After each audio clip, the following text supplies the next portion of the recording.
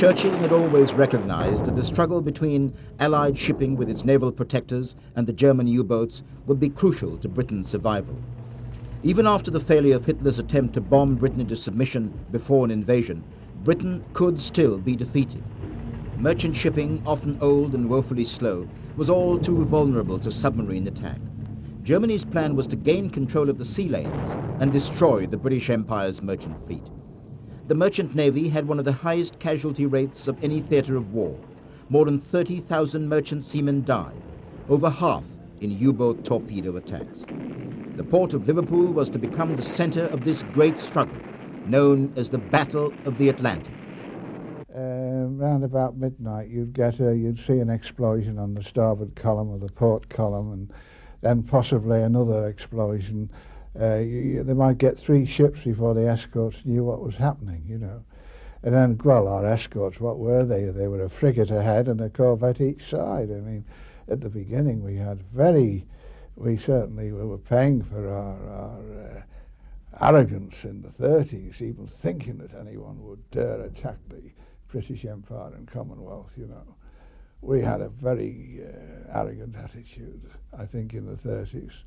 And we certainly paid for it, I can tell you, because we had nothing to hit back with.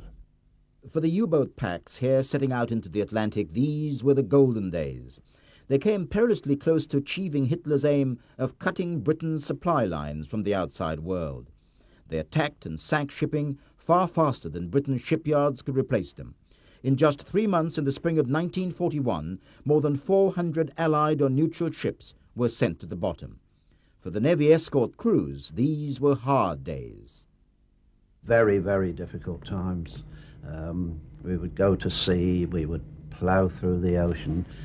The speed of the convoy was the speed of the slowest ship. We could only carry on at that, try to protect the convoys. Nothing more heartbreaking than to hear the thump of a torpedo and to see one of the merchant ships that you were guarding disappear. Terrible experience. On the merchant service, we had 2 enemies. We had the Germans and we had the elements. And if the elements were bad, it was hard enough. If you were under attack, it was hard enough. But if you had the 2 combined, it was tough. And even if you got sunk, your chances, or if you got hit, your chances of getting picked up, because your boats would overturn trying to get your boats away. Heavy weather, especially in the North Atlantic. And not only that, it wasn't only heavy weather, it was cold, because our convoys used to we'd go up through the North Channel here from Liverpool and the north of Scotland, and we didn't go the obvious route across the Atlantic. We went right north about, very near Iceland and Greenland, and it was freezing up there, especially in the winter. And of course there's weather up there, there's stormy weather up there all the time. Well, normally shipping doesn't have to put up with that because they go the normal way across the Atlantic. But during the war we went right north about. Most ships went right north about to dodge the obvious routes and the U-boats. And consequently we had that weather to put up with. And I tell you, if you did get knocked off in cold weather, you stood very little chance. Admiral Sir Max Horton was the man given the formidable task of organizing the battle against the U-boats from his headquarters below the streets of Liverpool. In great secrecy, the convoys were planned, their captains briefed.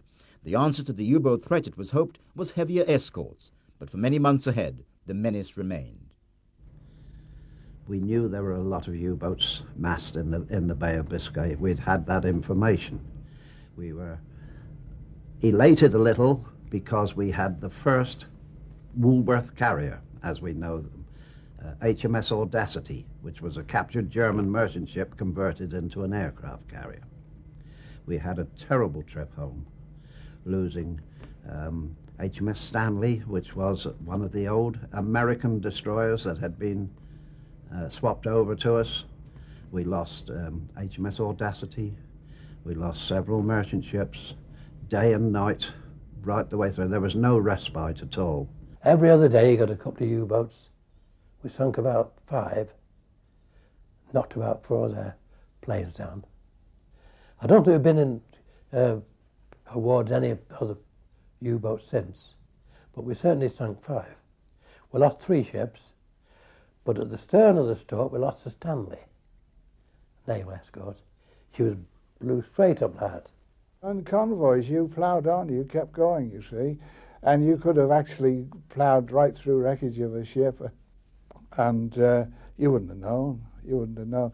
But you see, you must remember these convoys were spaced out over miles. You could be about 5 miles across, 4 miles across in lines, and it was very. I mean, the ship in front of you could be picked off, and all you did was steer to port or starboard to go around it. You didn't stop. You kept going. That was the master's orders. The stage was set for one of the great heroic figures of the war, Captain Johnny Walker. From his base at Gladstone Dock in Bootle, Walker became the #1 U-boat killer. First in HMS Stork, then in the Starling, he led the 2nd Support Group. He sank 23 U-boats, 6 of them in one action. Skipper used to go alongside the commanding officer of the escort and say, over the loud hailer, we could hear him, "Don't worry about me, you do your own thing." And what he was doing, in fact, was hoping the U-boats would be attracted to that convoy as bait, and we would be on the horizon somewhere with our expert team, 5 or 6 ships, all the same type, all well trained, with Captain Walker, all ASDIC experts, all anti-submarine experts, and it paid off. I was in the depth charge crew. I was responsible for priming and putting the detonator in, priming the depth charge, putting the correct setting on it, and eventually releasing it from its thrower or from the rail where it was discharged. And my main concern was to count the seconds to see that the ruddy thing fired at the right depth. Very often you'd get bubbles up. You would even get little bits of wreckage come up. You would certainly get oil come up. But you had no guarantee that you'd destroyed that U-boat. They could eject bits of flotsam and jetsam, etc. They could eject oil. Certainly bubbles would come up anyway. So you had no guarantee. It was only the people in the ASDIC room that could say, yes, that's gone. We would be in the Stoke, say, escorting a convoy, and there'd be the inevitable straggler. Once there was a straggler, your heart sank because you knew, you know, if he couldn't keep up with the convoy, he was defenceless.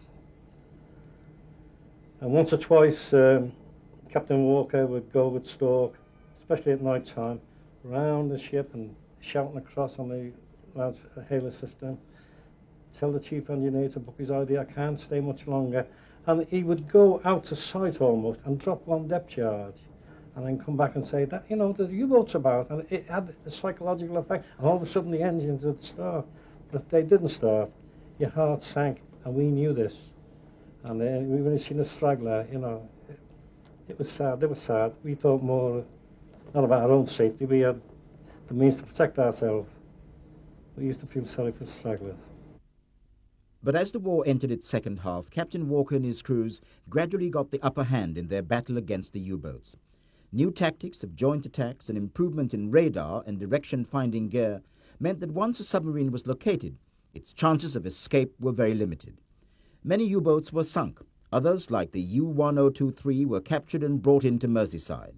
The battle was brutal, but there was little hatred for the other side.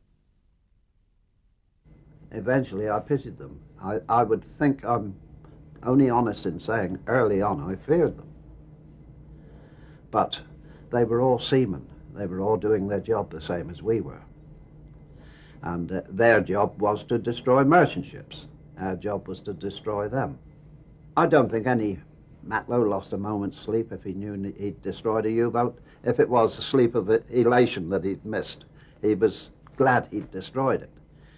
A couple of days later he'd think, well, I've been part of something that has killed some people.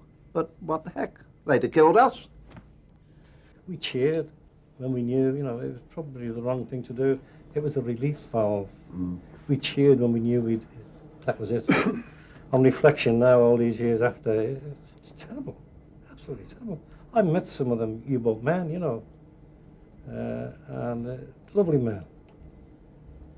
At the same time, if there weren't any survivors, once they were in the water, they were harmless, weren't they? And you did all you could to help them. Oh, war was terrible. But the endless patrols and long hours of duty were taking their toll on Walker. Not long after his return to Bootle on HMS Starling in 1944, he was taken ill. In the summer of that year, he had a stroke and died at the Naval Hospital at Seaforth. He was 47 years old. Captain Johnny Walker was given a hero's funeral and buried at sea in Liverpool Bay. Admiral Horton said of him, "In our hour of need, he was the doughty protector of those who sailed the seas in our behalf."